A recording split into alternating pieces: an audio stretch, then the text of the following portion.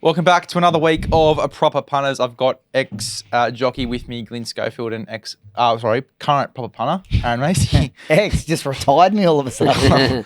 Sorry, mate. One glass of Pinot Noir and I'm already off the rails. You can't be an ex-pro punter when you're tipping winners, can you? Yeah, fuck. No. That's right. Let's keep it going. Well, mate, you have been tipping a few winners, obviously getting 3 firsts in your best bet on the weekend as well. How good? It was a good start. Very good. Yeah, it's hit that little patch. I think last week everyone was expecting the track to be a heavy track. I know Glyn, we came in heavy. Yeah. I actually cut a little corner last week. Didn't look at the weather, and it was the best thing I did for the preview because I was like, I've done dry form. He goes, how wet's it going to be? Talk about trying to tip winners. We're trying to tip the weather as well. We've gone on both levels. Yeah, it does make it tough, but luckily I did the form for a dry track. We got the results. And this week they're tipping if it gets too wet at Gosford, they're going to move them to Newcastle. Is that right? Yeah, well, if you watch the races today, we actually had a nice little day. Tracks. But that track is phenomenal for wet weather. The only issue with that Newcastle track is actually if it gets too dry because then it plays too fast. But they've done an incredible job there. I have found 2 bets for the preview that I could suggest because I think they'll be suited no matter which track they run on. Probably better suited at Newcastle, so probably cheering that the races do go there. But yeah, we'll get back to you. Well, obviously yourself, Glyn, you had Monty VB come second and Presslink come third, but no firsts. What's going on? I can't. Well, got to let Aaron have a crack every now and then. I get you. I'll stand in for him here. He did do the form expecting it to be the heavy track. I did. Yeah, you did some heavy form, and we ended up racing on a good for the majority of the day. First couple of races, it was a good 4. Anyway, we'll spare you from the hat this week, but I'm a bit jealous, to be honest, because I've had to wear it every time I've lost, and here you are getting spared. That's all right. Look, let's get into this week's racing. We'll start off with race 8, the Goodwood Stakes. Down in Adelaide, yeah? Yeah, down in Adelaide. What are we thinking for this one? Kick off with Glyn. Yeah, look, it's obviously a follow-up from the Sangster where with fillies and mares ran 2 weeks ago. And, of course, your winner there was Climbing Star, which was a bit of a surprise. There's a scratching, of course, of Learning to Fly. She's had a bit of a hiccup in her preparation, so she's out. Can we just start? I just want to come back to her for a second. Yeah. When I was very keen on her the day when she went up to 1,400 and she was disappointing that day. And obviously she hasn't had the ideal. Like she almost lost her life at one stage. She's had like a very interrupted life ever since having that fall. You're talking about learning to fly. After slipper. Yeah, after slipper. Yeah. But that learning to fly, I remember when she got beat that 1,400, I said, I think she could just be a run on 1,200 metre sprinter.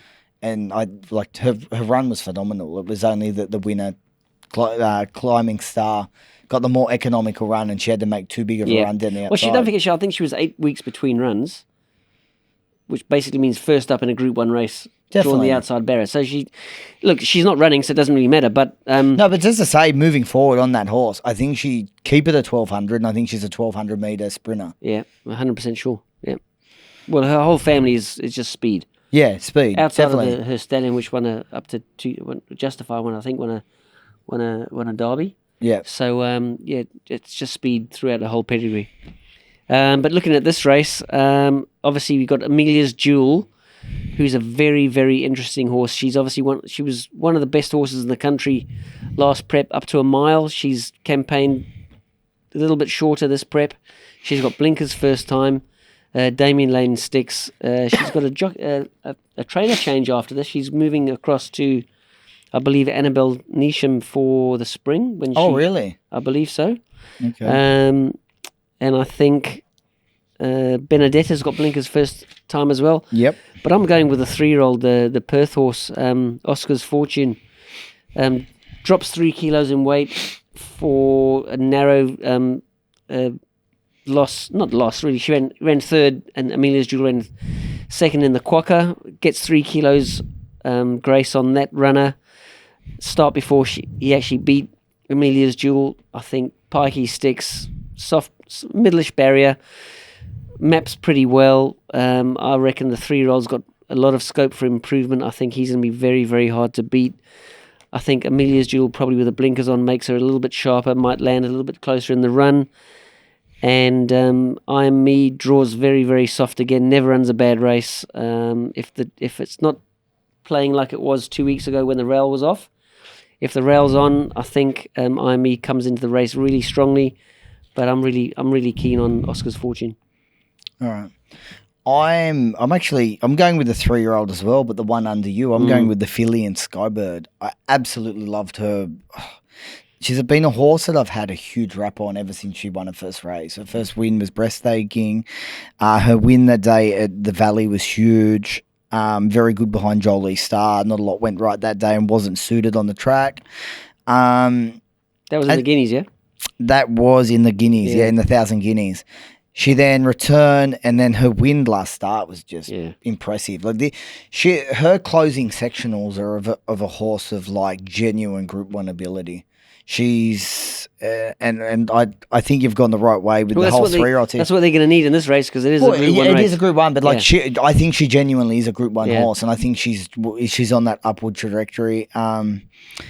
Concede Oscar's Fortune, very good chance. Not denying that. I think well suited, and Amelia's Jewel. They're my 3. I'll be backing either Skybird each way or Skybird and Amelia's Jewel with the blinkers on.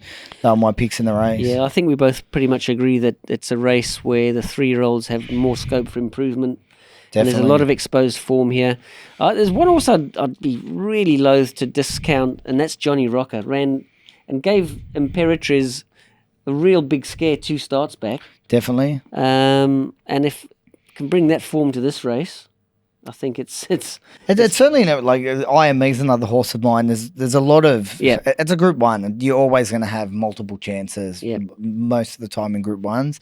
I've just had a huge rap on Skybird. I think she's been set for this race. I like a third up. I think she kind of gets the economical run, gets to sit and hopefully pop off them and be too good with the lightweight.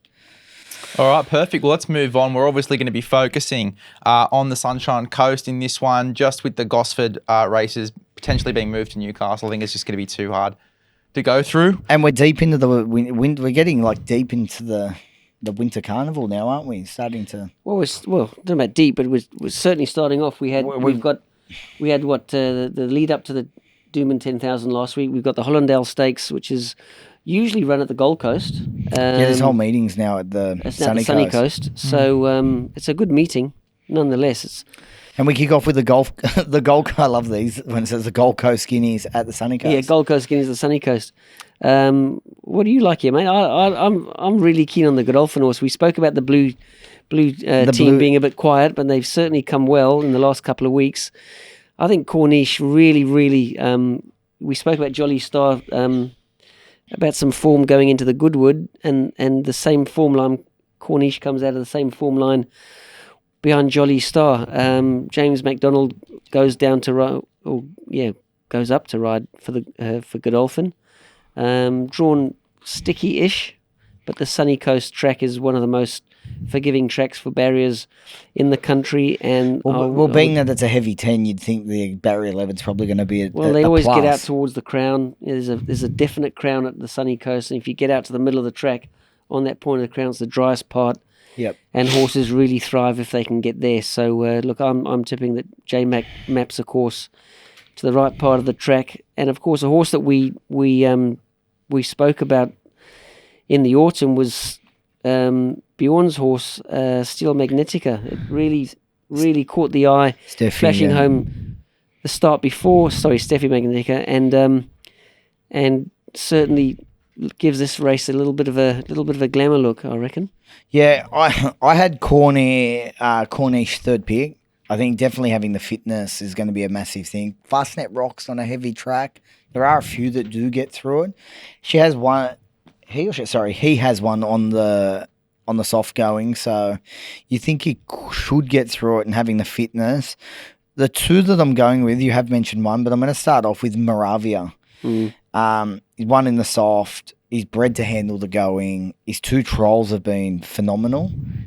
He's raced well against the top class. Like, he's just been beating the horses like Cylinder, Militarize, Osmosis. Got beaten a long way to Osmosis. 2 runs last prep against older horses was good. I I like him here. I think he's ready to go first up. He's won first up in the past.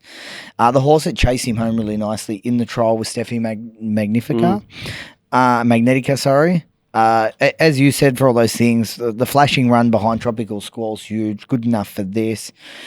I think they're the three horses, the one you mentioned and these two. I'm kind of happy to stick with them. I think I'll probably equal stake Moravia and Steffi, and I think that's the way I'll be playing the race.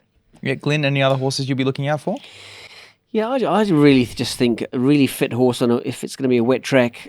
Corniche fits that bill. He's got some form behind some proper Group 1 horses, and yeah, I'm happy to stick with him. Well, there's actually a horse, Crysayer, I believe it's pronounced. I saw, yeah.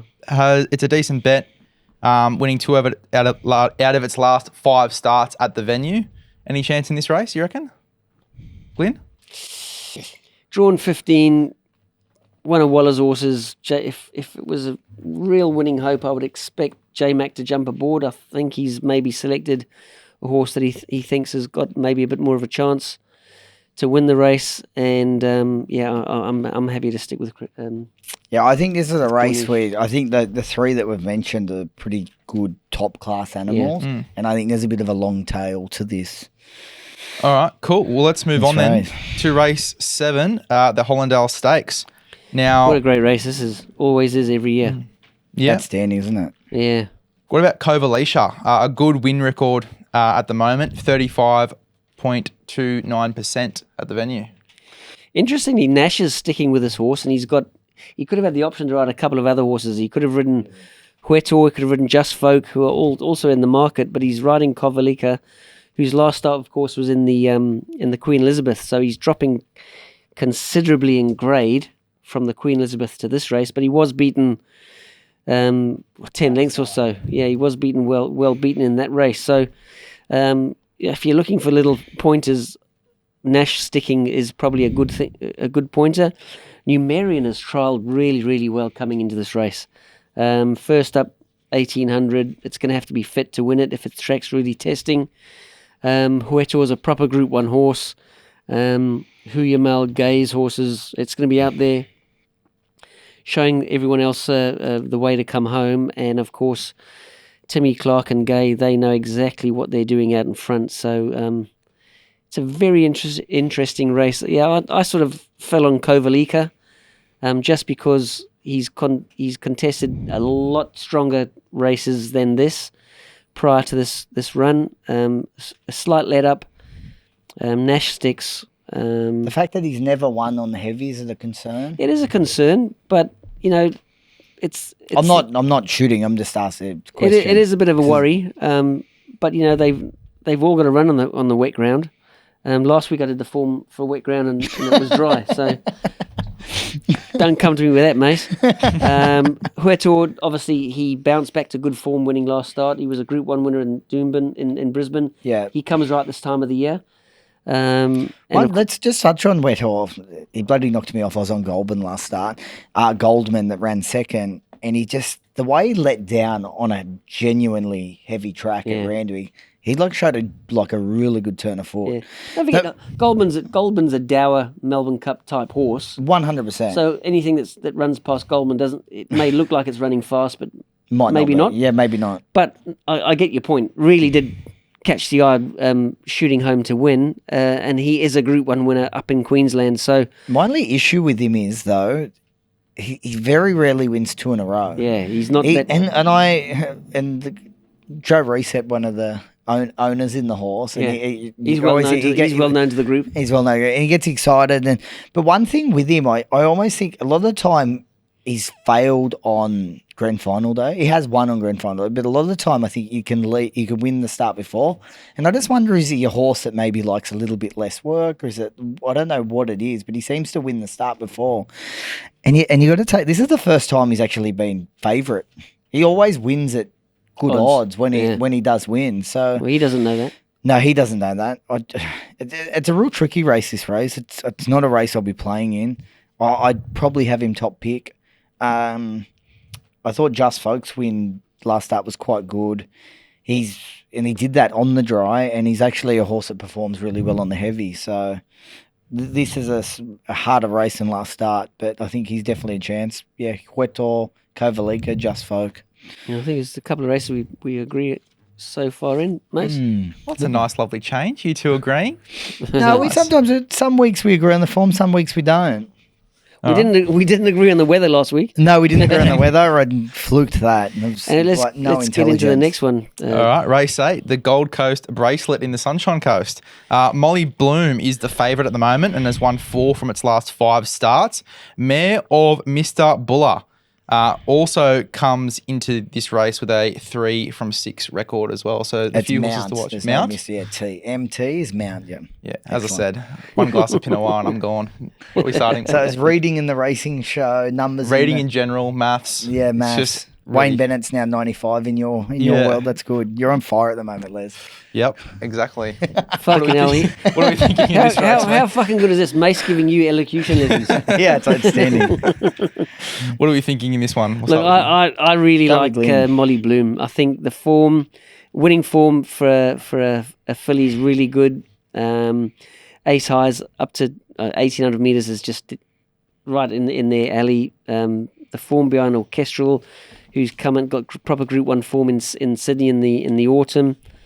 I really think that this is going to be very, very hard to beat. Opie Bossum comes over to ride.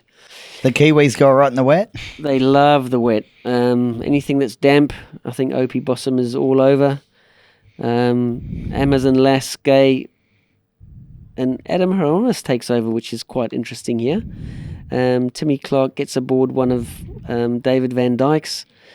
What else could you see in this one, Mace? Definitely think Molly Bloom will be very hard to beat. One of the key chances for sure. I like a horse here at a bit of odds. I think it's around the $12, $14 mark.